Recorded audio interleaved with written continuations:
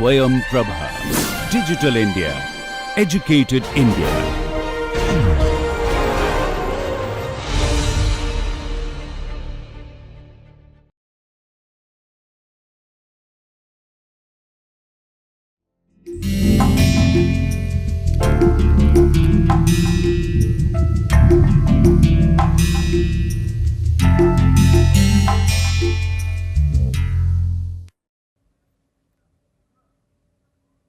Hello everyone, welcome back.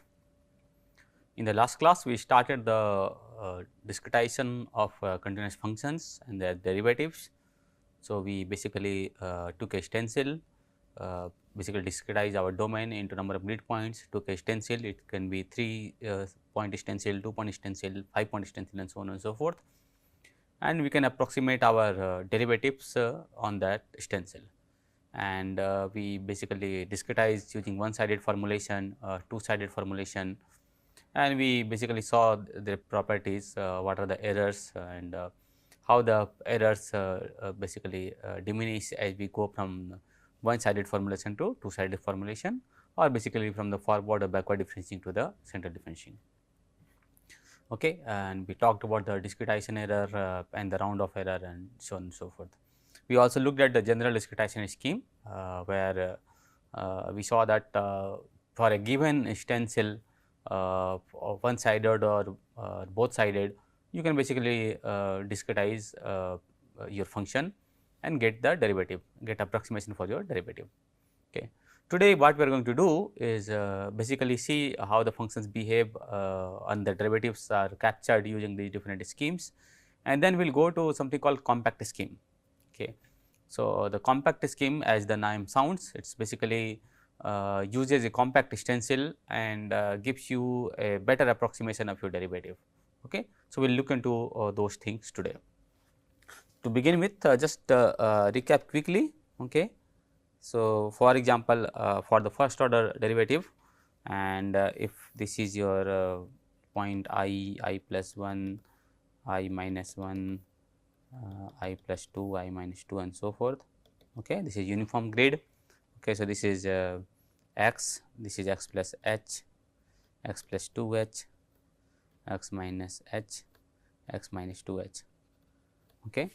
So, you can write your backward differentiating in this way, or you can write f prime will be f I minus f I minus 1 by h, right. This is your backward differentiating, and we saw that the order of accuracy is 1. So, this is the first order accurate scheme.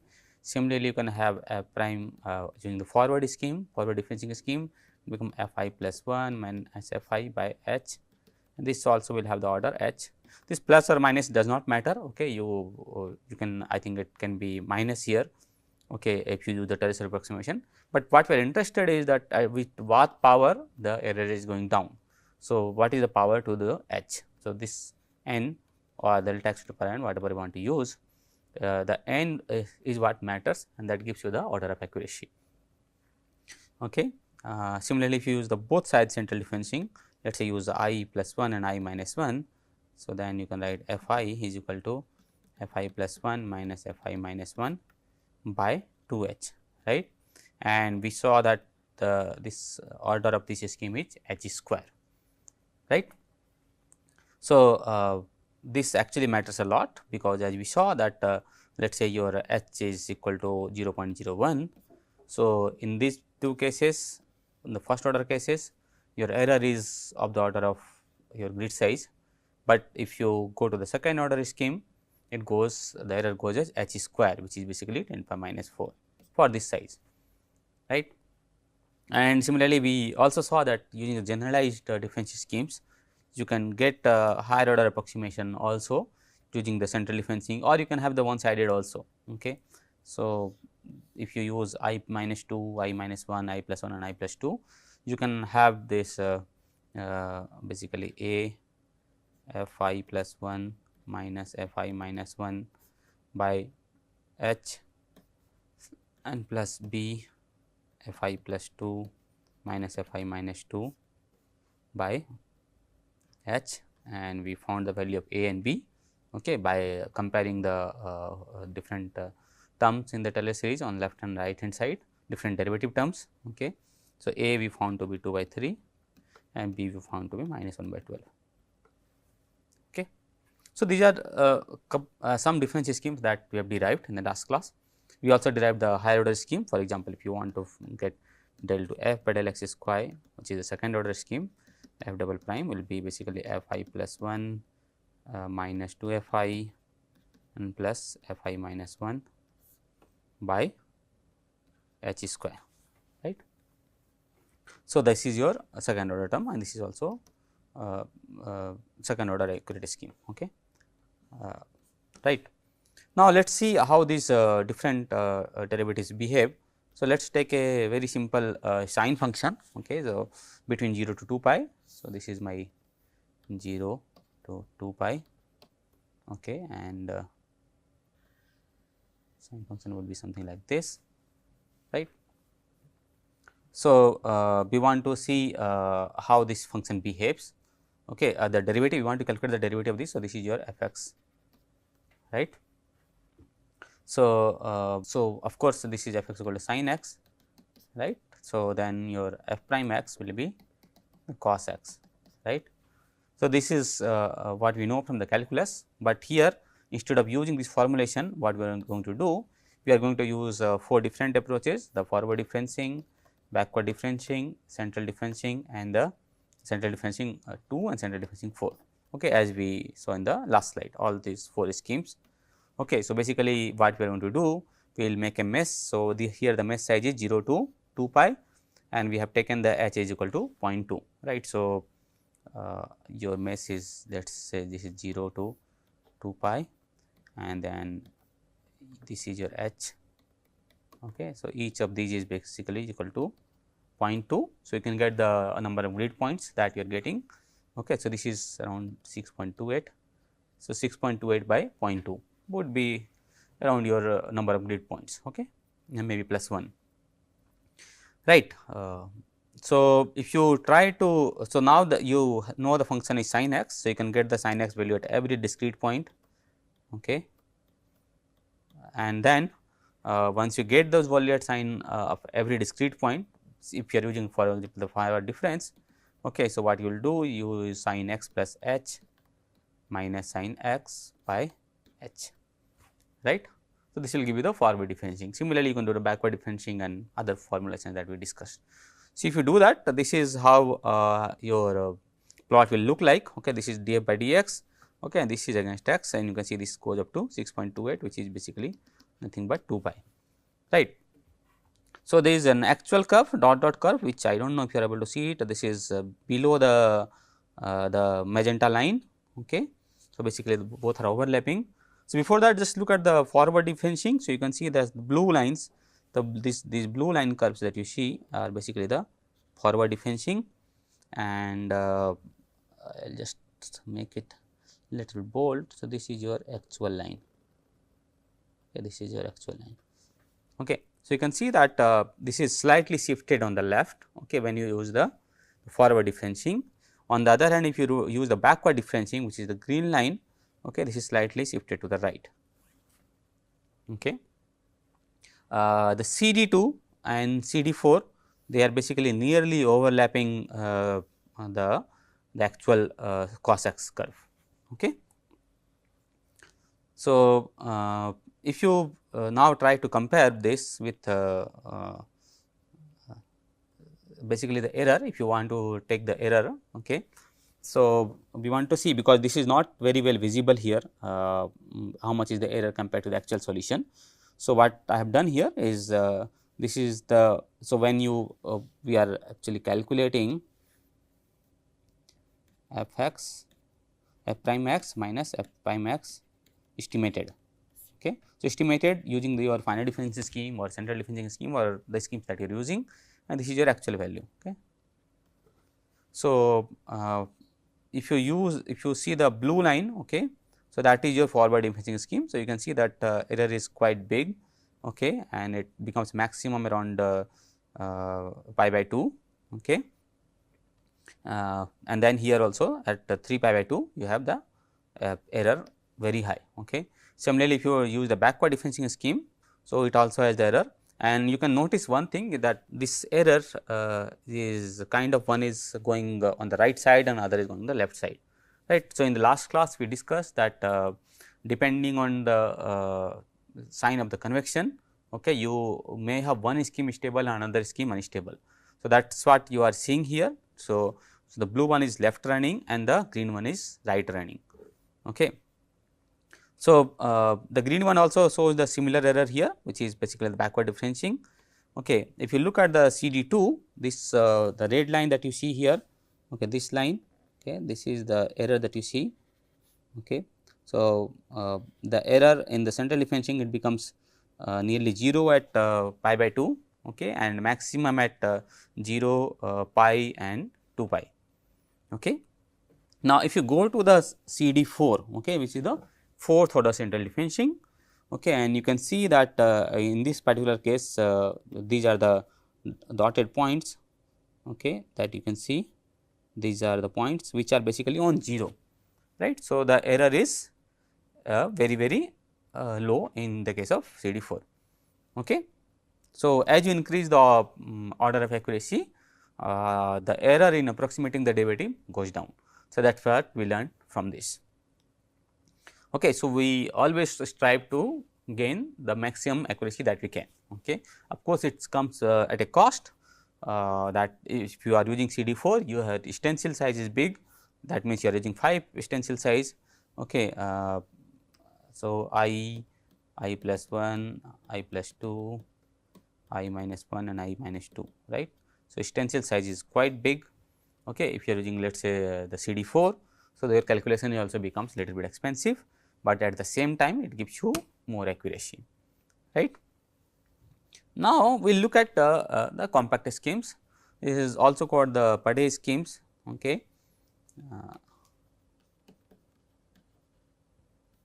Padé schemes, okay, and also it has like literature. So, initially by Sanjeeva Lele in Stanford had basically proposed these schemes. Of course, these schemes were not found to be stable at that point of time, and then people proposed filter to make these schemes stable. But right now, we are going to see that how these schemes are helping us in getting accuracy. We will talk about the stability a little bit later. Okay. So, before going to the implicit formulation, this is the general discretization approach that we had basically proposed, right. So, if you have points in I minus 1 and I plus 1, right. So, you can use this and then you can use the symmetry also. So, if you are using this phi I prime and if it is the scheme is of both sides of I, so you can use the symmetry and then you can write it a phi I plus 1 and phi I minus 1 by h, and you can calculate the value of a. So, you can see that a is equal to minus 1 by 2 in this formulation this way, right. So, that will become phi I plus 1 minus phi I minus 1 by 2 h, right.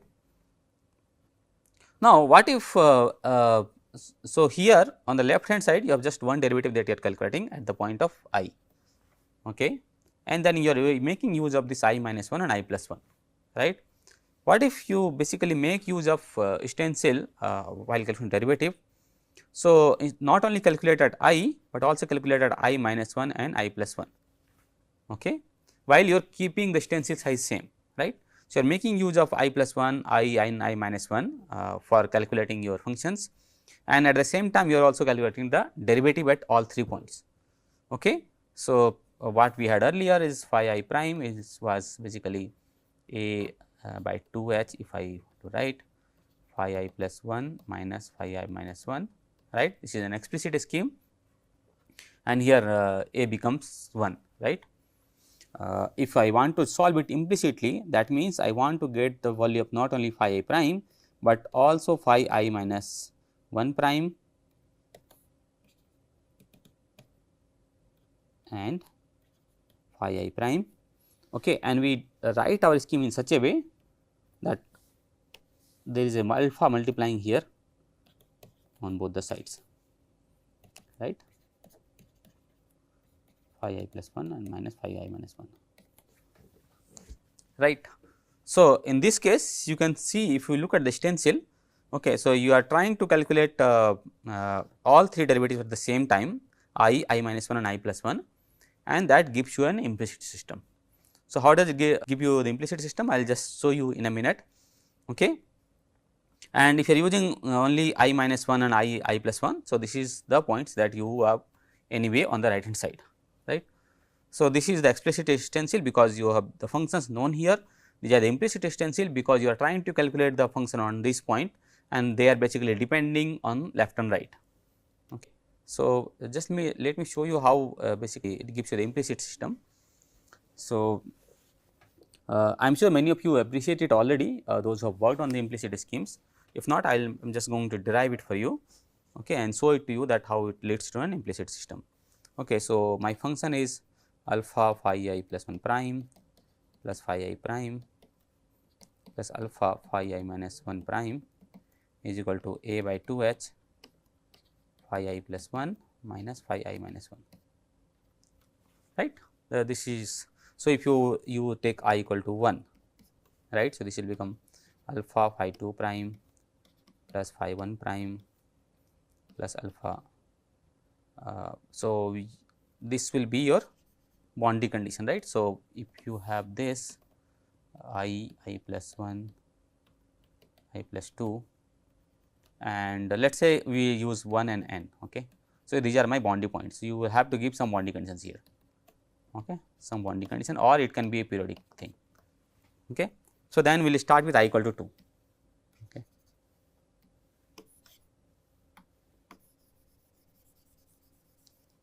So, we will start with I equal to 2, right. So, this will be alpha phi 2 prime plus phi 1 prime, sorry, phi 3 prime plus phi 2 prime plus alpha phi 1 prime, which is the coming from your boundary condition, right, will be a by 2 h phi 3 minus phi 1, right, and then phi 1 is also part of the boundary condition.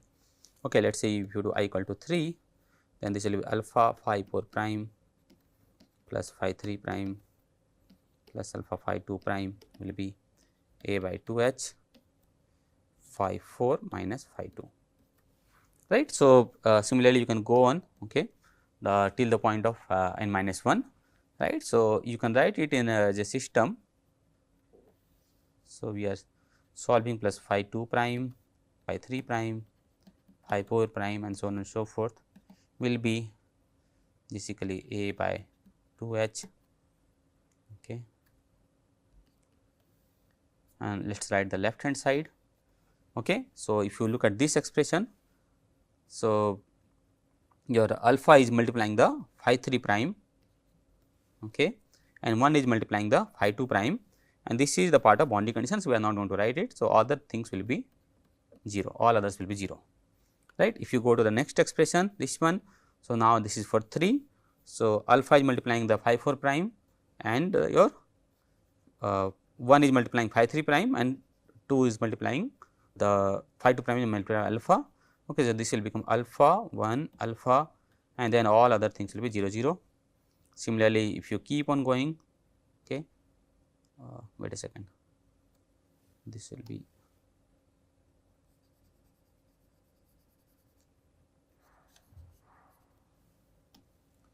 this will be 1 and alpha. Okay. I think I should have written in a different way. Okay. So, this phi 2 prime multiplies 1 and phi 3 prime multiplies alpha.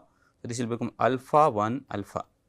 Okay. So, alpha phi 2 prime plus 1 phi 3 prime plus alpha phi 4 prime will is this one, and similarly you can keep on going like this, okay, 0 0 0, and you would see that it will lead to a banded matrix, which is basically a tridiagonal system, right. So, this will be alpha 1 alpha, alpha 1 alpha, and so on and so forth, right. So, a will 1 will be in the diagonal, and then all these terms next to the diagonal will be alpha, and then the rest of the terms will be 0. So, this will give you a banded matrix, a tridiagonal system. And similarly, you can write on the right hand side. Okay.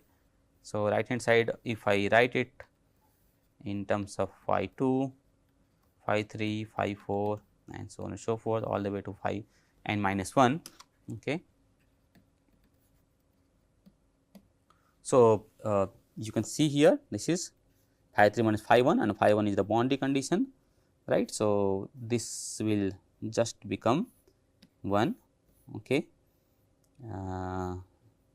And then you can sorry, this will become 0 and 1, right. 0 multiplied by phi 2 and others are, and rest all will be 0, and similarly you will have 1 0 minus 1 0 1 because there is a minus sign here, and this will go like this 0 minus 1 0 1 and rest all term will be 0 0 0 minus 1 0 1 and this will go like this, and this will be a diagonal term, right. So, you can see that and of course, because of the boundary conditions there will be some more terms appearing on the right hand side on the first term and the last term. Okay. So, the first term will for example, this alpha phi 1 prime, okay, and minus phi 1 a by 2 h, right. These two terms will come here, and similarly there will be one term on the last term, right. If you have a periodic system, then you can just continue it like you have the matrix here and the values will repeat. Okay. So, you can solve it as A x equal to b, right. This entire thing is b, this is A and this is your x, and if you want to calculate x, that will be A inverse b, right. So, you can quickly see that it becomes an implicit system because you need to invert this matrix A, okay, or you have to, if you want to use it iteratively, you have to use some kind of tridiagonal matrix solver. So, you have algorithms like Thomas algorithms which can do this for you. If it were an explicit system, you can quickly note that all these off diagonal terms will go to 0, right, and this is an explicit system, right. So, if you want to calculate phi 2 prime, you can just use this value on the right hand side, you can calculate it. You do not need to invert a matrix. Similarly, you can do for phi 3 prime, phi 4 prime and so on and so forth, because all other terms are 0, only the diagonal terms are present. Okay. But for the compact scheme, this leads to a tridiagonal system, okay, where matrix inversion needs to be done. So, this naturally more expensive, right. Now, let us try to see the parameters, right. So, we have seen the implicit stencil. Now, if we want to calculate the value of alpha in A, right. So, then only we can solve the system, these are the unknowns. So, we will use our good old approach, we will basically use the Taylor series. So, we have to do it for phi I plus 1, okay, and phi I minus 1, and apart from that, because we are also considering phi prime I minus 1 and phi prime I plus 1. So, we need to expand around phi prime I plus 1 and phi prime I minus 1 also, okay. And then what we have to do, that we have to compare coefficients of lowest order derivative, right.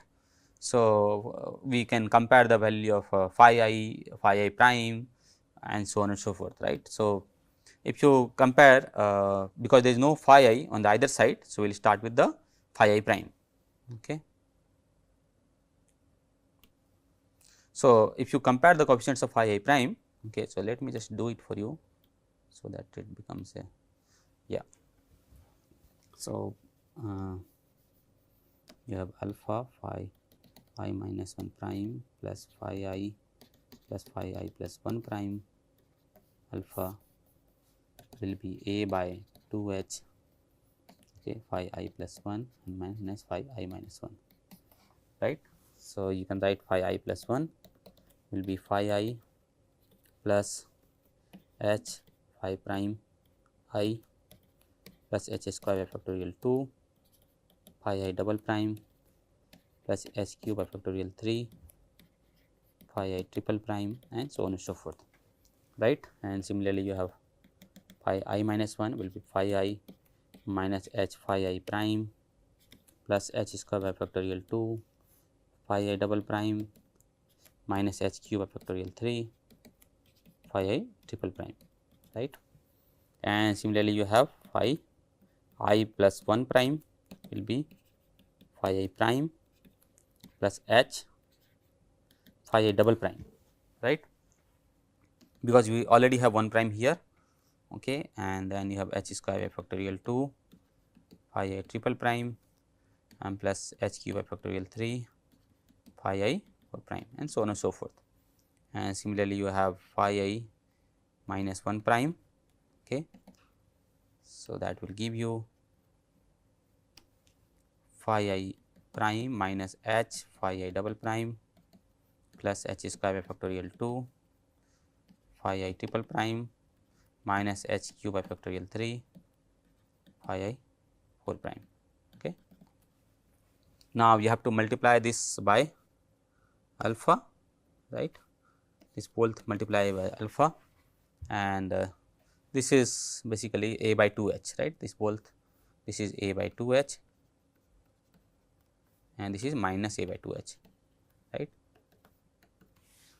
And if you do that and you compare both the sides, so first thing you can compare is the phi I prime. So, what are the phi I primes on the left hand side, on the right hand side? So, if you look at this, okay, so this will be alpha, alpha is coming from here. Okay, let me write like this.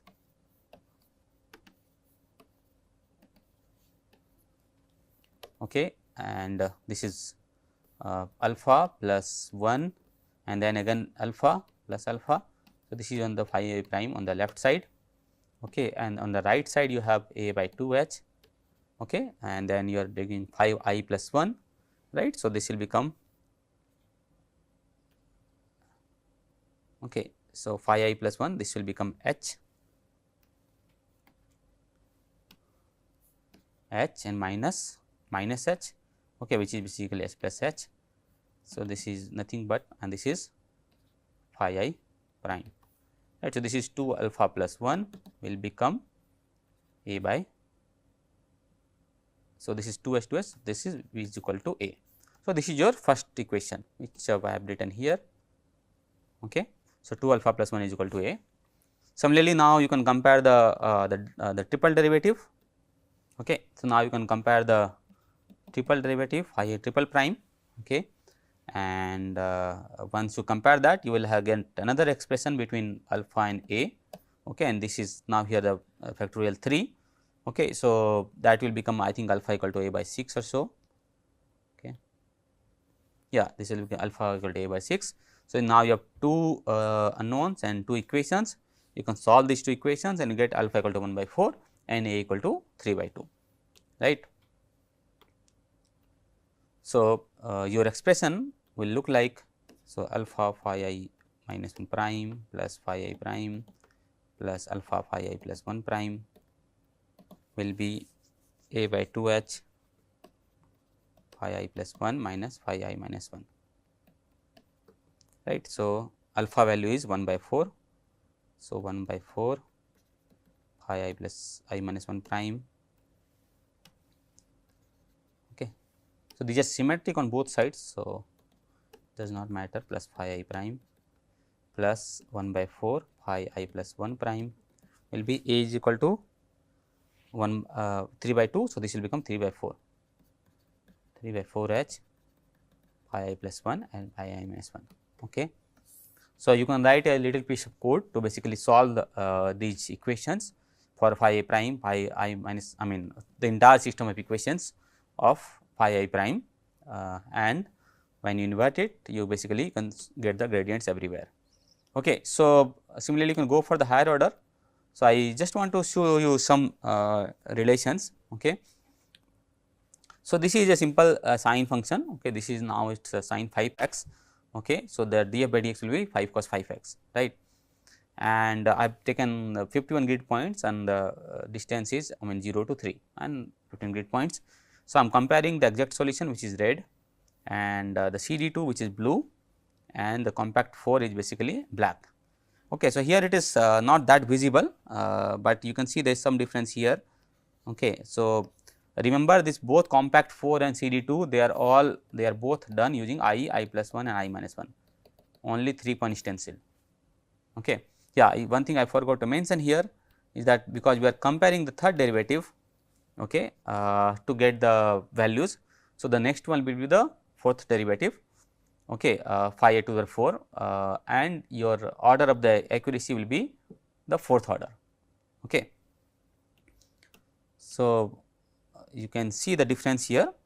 Okay, it is not that noticeable in this particular case, because this is a sin x function, and it will become more noticeable, let us say, if you reduce the number of grid points. But let us take some more complicated function. So, this is an exponential function which is derived like this, e to the power minus 35 x minus 0.5 square, and you can see this, not sure if you are able to notice here or not. So, there is a black and red, both are overlapping. So, basically compact scheme and exact are very similar, but if you use the CD2 scheme, which is the blue line, and you can see that there are some differences on here and here, okay, where there is a change. Okay. So, it is not able to give you a good approximation. Okay. Finally, if you look at the log scheme, okay, so this is the log scheme that I am showing here, and the red one is basically the exact formulation. Okay. The black one is the compact scheme, and the blue one is the CD2. Okay. And you can see that in terms of comparison, the compact scheme, the fourth order scheme is it predicts the value much closer, the derivative value much closer to the exact value compared to what you see from the CD2 scheme, right. So, and as I told you, both are using the 3-point extension only. So, naturally the compact schemes are basically giving you higher order of accuracy.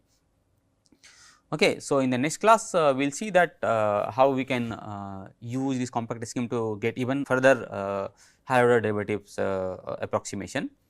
Okay. And we will also look at some of the difference scheme for non-uniform meshes. So, with that we will stop here and we will meet in the next class. Thank you.